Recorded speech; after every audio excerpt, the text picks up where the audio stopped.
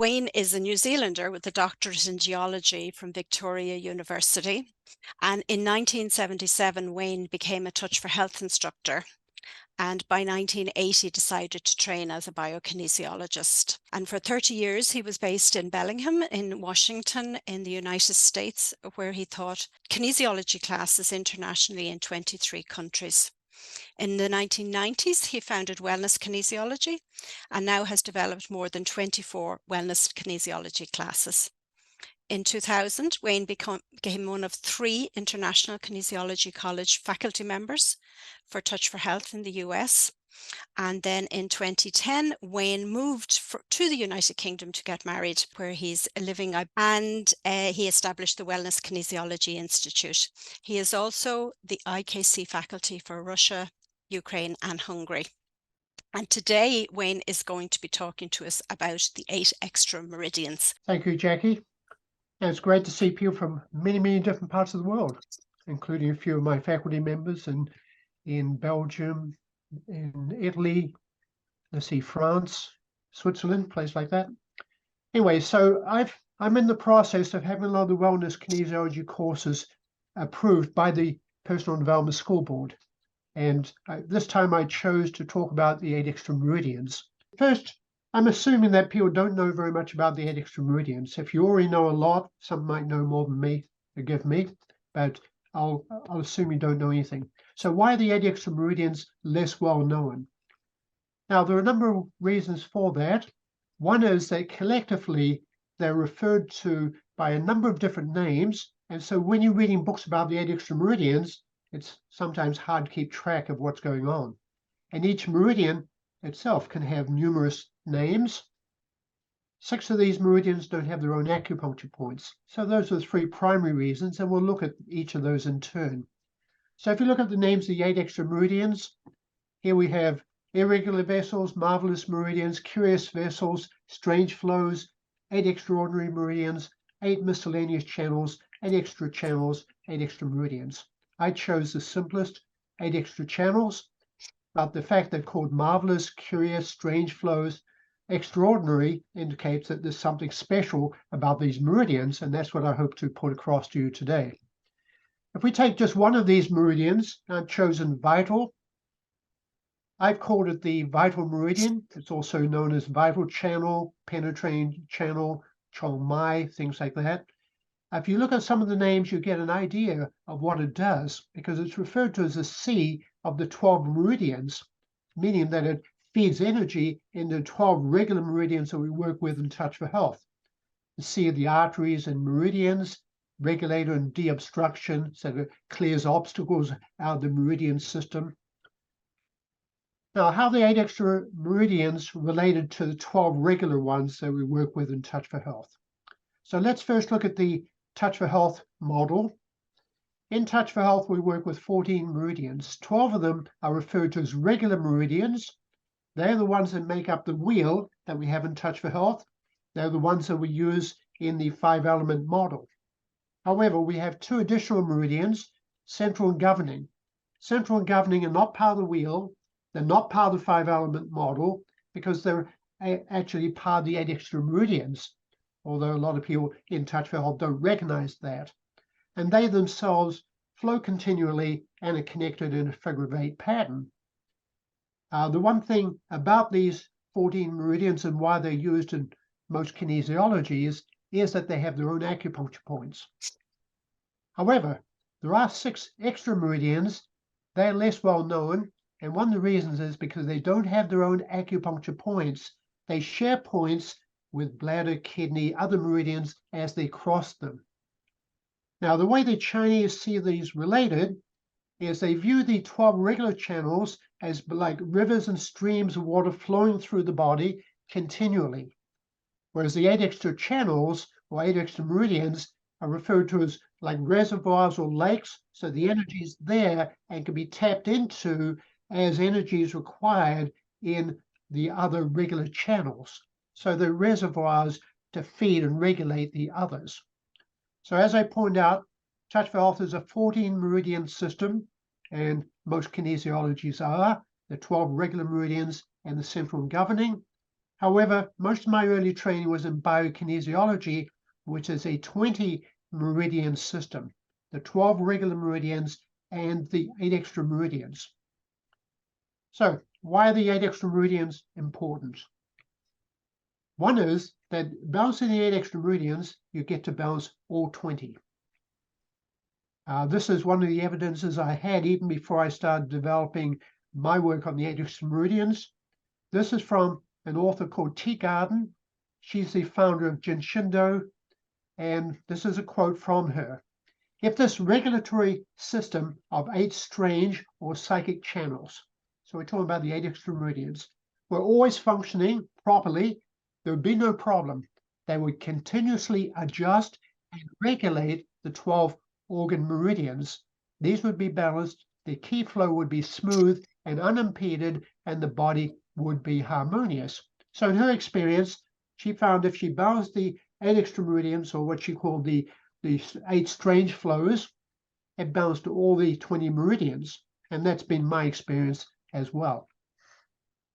Now, another reason for their importance is because they're associated with major organs in the body, many of which we do not work with in Touch for Health.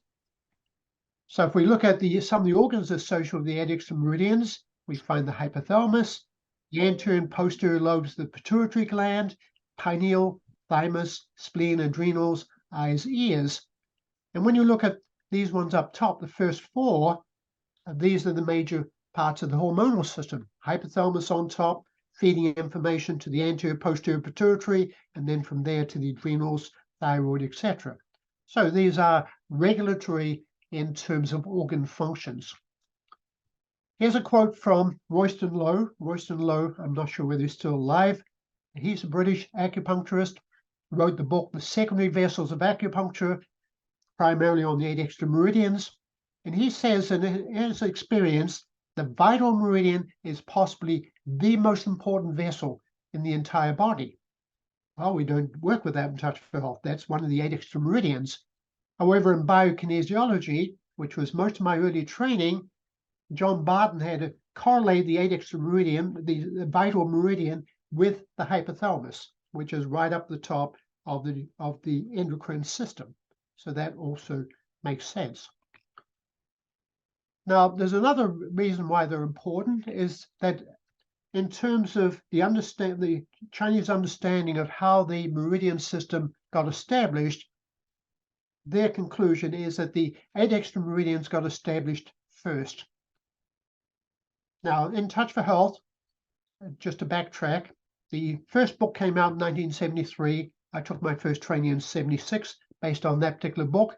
At that time, we didn't have the wheel. We didn't have the 5-element model. We just balanced muscles according to geographic location in the body. Then later, the wheel and 5-element model were added in. When they were added in, over a period of time, it became apparent that if we balanced the supraspinatus and teres major first, that was more beneficial than if we just left them until after we'd worked with the wheel and the 5 elements. So from my thinking, that implied that somehow the central and governing meridians were more important than the others, although I didn't have any other real evidence to back it up back in 1976. Now, when we look at the embryonic development from the concept of traditional Chinese medicine, they believe that the first meridian to be established is the vital, which provides the vertical axis within the embryo. So just imagine you've got thousands of cells multiplying rapidly, but it's just a blob, no arms, no legs. So you can't have meridians that require arms and legs, but you have a vertical axis defined by the vital. Then the belt is the only meridian of all 20 that runs around the body. That divides it into an upper or superior portion, inferior blob of cells. Then once the central and governing meridians become established, the central comes up the front, defines the ventral plane, the governing comes up the back or define the dorsal plane. And so you've got those 4 meridians give you an orientation for those blob of cells that are developing very rapidly. Then once you get the arms and legs starting to develop within the embryo, there's the vital meridian that can then feed information into those appendages and start giving rise to the additional 4 extra meridians. So they believe that all 8 extra meridians are established first, then the 12 regular meridians developed after that. Now, how can you prove that? I don't know, but it's hard to have a kidney meridian if there are no legs in the fetus, for example. So those are 3 of the reasons why I consider the 8 extra meridians to be important. Now, if we look at primary function to regulate the 12 regular meridians, first generation meridians would include vital, belt, central, and governing. Central meridian, in Touch for Health, we recognize it's like the storehouse of the yin energy. Governing has a corresponding role in terms of yang energy. When we looked at the names for the vital meridian, you notice it was called the C of the 12 meridians. In fact, the lower part of its pathway is connected to all the yin meridians, and the upper part to all the yang meridians, according to Royston Lowe.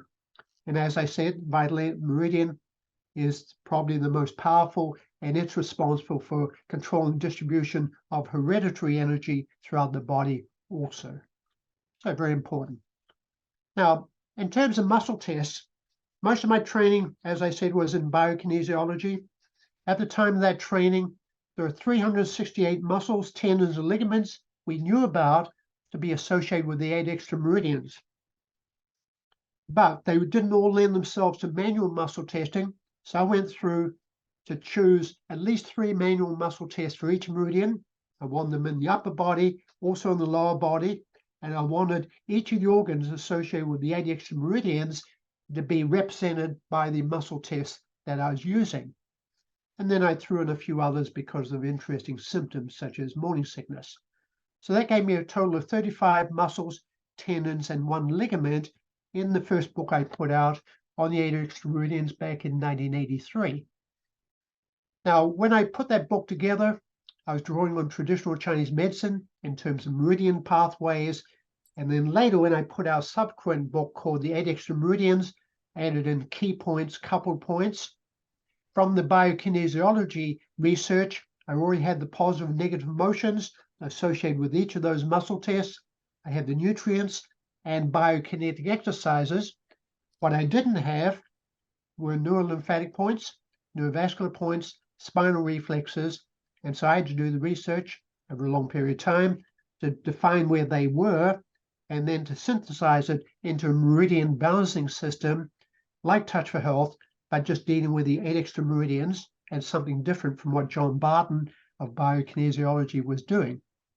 So there's contact information. If you have any questions that you don't want to ask publicly in front of everyone, you have an email, wayne.topping@yahoo.co.uk, to contact me. Thank you, Wayne. That was very interesting. So we're open for questions for Wayne. Flor. Wayne, do you remember why you started doing research and creating the course on the 8 extra meridians? Yeah, that was interesting. Thanks, Flor. Because I read a book once by George Bowe. I've forgotten the title. That was on acupuncture. And in that particular book, he mentioned there are 3 levels of pulses at the wrist. And remember, my background was Touch for Health, and I thought, hey, there are shallow level pulses for the yang meridians, deep level pulses for yin. And here's someone saying, no, there's a 3rd level pulses. And so that got me curious. So I checked, and yes, there was an intermediate level pulse. I was already aware of pulses in the pads of the thumb and on both sides for the central governing meridian. So I thought, is it possible that the other 6 extra meridians might be represented at those other 6 pulse positions? And I used emotions, was able to make a correlation. So then once I found I could use the pulses of the wrist to check all 20 meridians, not just the 12 we use in Touch for Health, then the next obvious thing would be, well, it'd be nice to have muscle tests that we can use as indicators for these particular meridians. And that's what got started back in probably about 1982 or so. So thanks for the question. Thank you. Melanie is saying, thank you, Wayne, a lovely perspective to see how the 8 extra meridians came into being. That's from Melanie Bennett. Okay, so we had a question came. I don't think Joy Hanlon, who had registered, is here. Joy, are you here? No, just in case she was, and I had missed her name on the bringing people in. But Joy did send a question in advance, and it was, where can I get a copy of Wayne's book? Workshop manual is not available outside of a workshop. The reason is because it has a lot of material that most people would not be able to use. So, and it's a more advanced class because it requires biokinetic exercises, work with nutrition in a very specific way, working with acupuncture points. And so in one case, for example, there's a school in Geneva, and they really wanted me to teach this class. They didn't have some of the prerequisites. So what I did on that occasion is I tacked on an extra day in front of the class. We covered biokinetic exercises, nutritional testing, how to find out whether the body could handle nutrients, how we use the acupressure points, like the key points in that. So I gave them that. Then we did the 3-day 8 extra meridian class.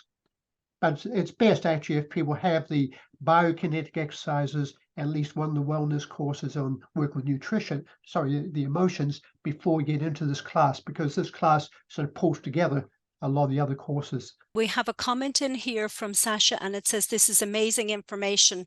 These are key to the stress system, HPA axis, with the question mark. Yes.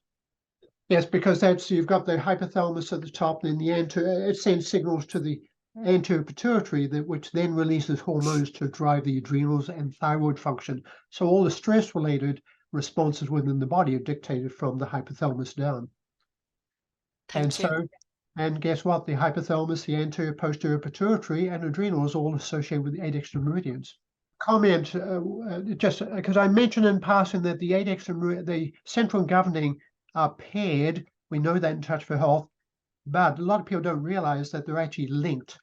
So the Chinese believe that the meridian starts at CV1, and just imagine them below the pubic bone, coming up the front, becoming less and less yin, then down inside the body, if you can visualize that, to GV1, where it's most yang, coming up the spine as the governing, down inside the body to CV1. So you've got a close figure of 8, if you can imagine that, and so continually flowing. Yeah, very good. So I have a question. Like, it was really interesting how you explained to us from a Touch for Health point of view that the reason that we would balance central and governing before we would do a 1-point balance, for example, and how that might be working when we think about the 8 extra meridians. My question is, if we balance the 8 extra meridians, if that balances everything, why do we do, say, a 12 or 14 meridian balance? That's because most people don't know that they can balance it all with 8. Yeah. But I'm just wondering why the 8 isn't like the top go-to balance. Well, the reason they are not is because 6 of the meridians don't have their own acupuncture points. Because they don't have their own acupuncture points, they haven't been as useful for a lot of people. Okay. Yeah. And so that's why, plus they have all the different names. If they're all given a single name, then they'd be a lot more popular. But it's very confusing when you look at the literature trying to figure out which meridian is being described. When you look at Pinion or the Wade-Gillies romanization of the meridian names. Yes, thank you. It's just lack of knowledge and things like that. But I've got a number of instructors on board that are looking at me right now. It's our job to start changing that and put this into a broader kinesiological audience. Yes, because that's really powerful, isn't it, to think we can do that? Thank you. That sounds fascinating.